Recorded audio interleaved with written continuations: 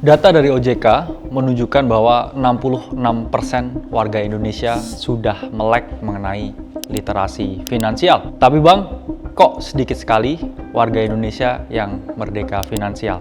Nah, saya Khalil Masada di kelas Pakar hari ini kita akan bahas mengenai bagaimana cara merdeka finansial.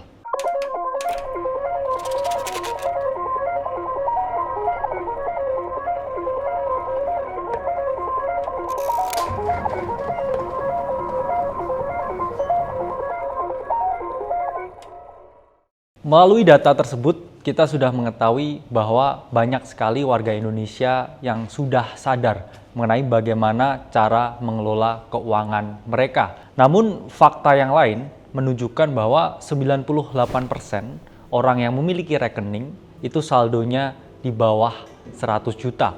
Dan teman-teman tahu juga bahwa ada kesenjangan antara pengetahuan mereka terhadap finansial dan juga kemampuan mereka mengelola finansial mereka sendiri.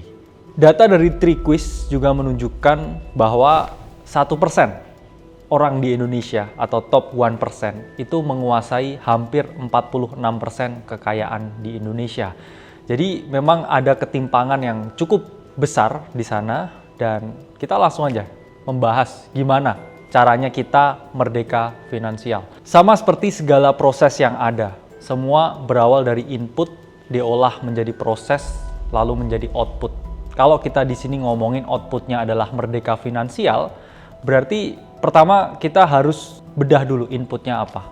Inputnya di sini ya kita harus memiliki uang. Dan prosesnya itu dari uang yang kita miliki, itu gimana kita mengelolanya supaya kita mencapai tujuan yaitu adalah merdeka finansial. Dari input ya semua orang harus bekerja. Namun faktanya memang tingkat pengangguran di Indonesia itu masih cukup tinggi. 95% memang sudah bekerja, namun ada 5% orang golongan yang tidak bekerja atau menganggur. Dan mereka yang bekerja itu memperoleh dua source of income. Pertama adalah main income dan kedua adalah secondary income.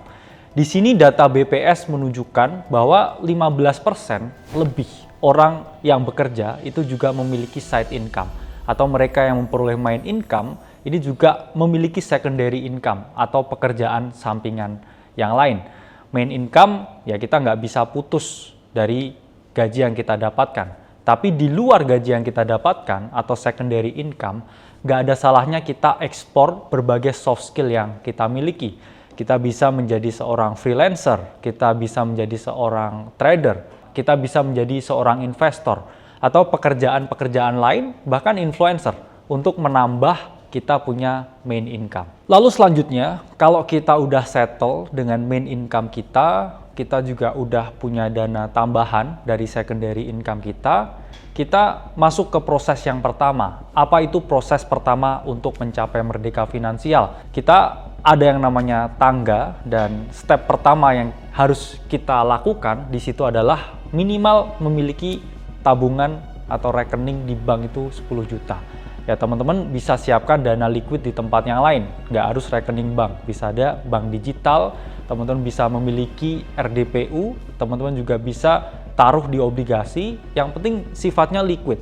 Namun mengapa 10 juta? Jawabannya ya balik lagi ke topik pertama tadi atau data pertama tadi. Masih sedikit orang ini yang memiliki 10 juta di rekening bank mereka. Sehingga kalau mereka memiliki 10 juta di rekening banknya, mereka akan merasa lebih percaya diri. Mereka akan merasa lebih aman. Mereka akan bisa merasa lebih nyaman dengan keadaan finansialnya. Itulah mengapa kita ngomong 10 juta adalah angka yang pas, angka yang tepat untuk kita punya starting balance di rekening kita.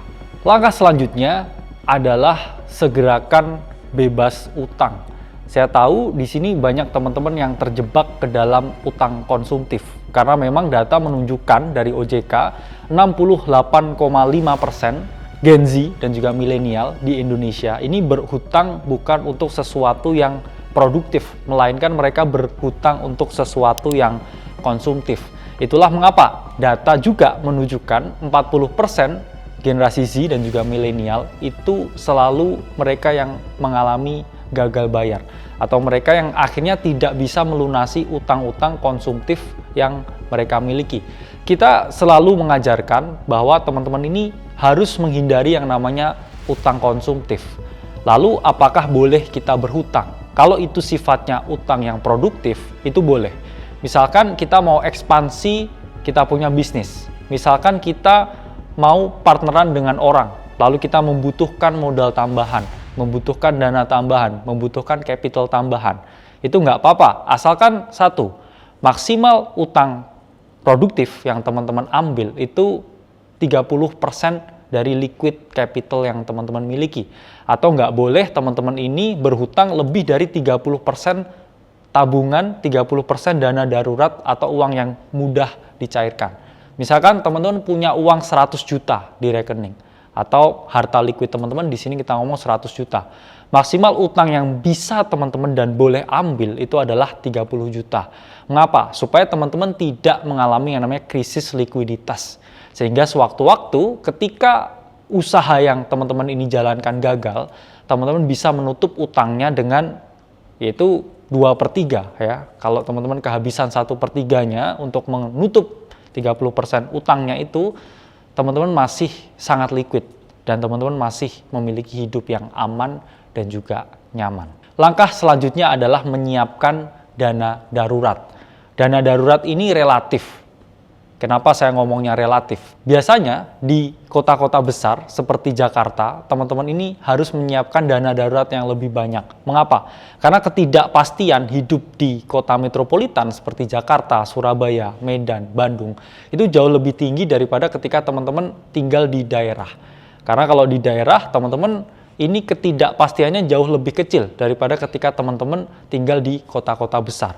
Kita ngomong kalau dana darurat di kota daerah atau di kota kecil itu 2-3 bulan itu oke.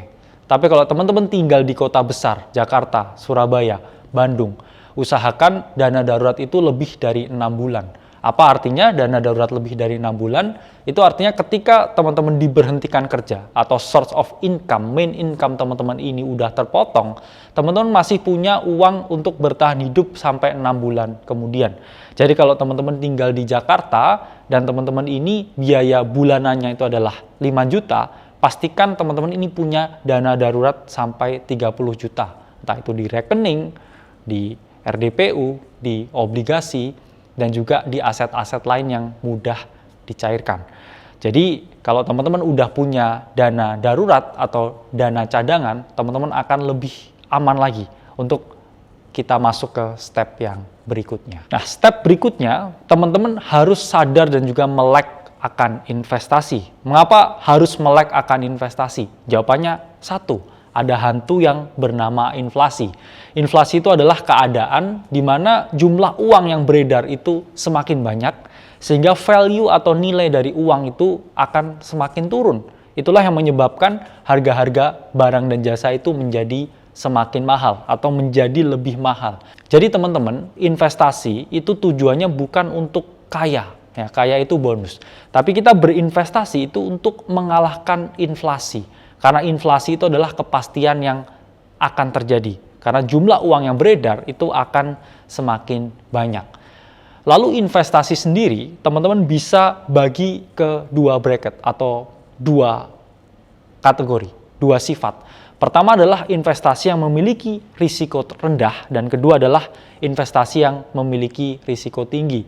Teman-teman bisa pilih yang risiko rendah, ya, itu seperti obligasi, reksadana, itu memiliki risiko yang rendah. Atau misalkan kalau teman-teman suka komoditas, teman-teman juga bisa membeli emas yang mana harganya ini relatif stabil dan masih ada potensi kenaikannya. Lalu yang kedua, teman-teman yang risikonya tinggi, ini teman-teman bisa berinvestasi pada saham dan juga sekarang yang lagi ngetren yaitu adalah aset cryptocurrency. Dua-duanya ini memiliki upside potensial atau potensi kenaikan return yang tinggi, namun juga ada potensi penurunan atau downside yang juga cukup tinggi. Jadi saya lebih baik enaknya mana nih? Pilih yang aman-aman aja atau pilih yang memiliki risiko tinggi? Jawabannya sesuai dengan risk profile teman-teman masing-masing.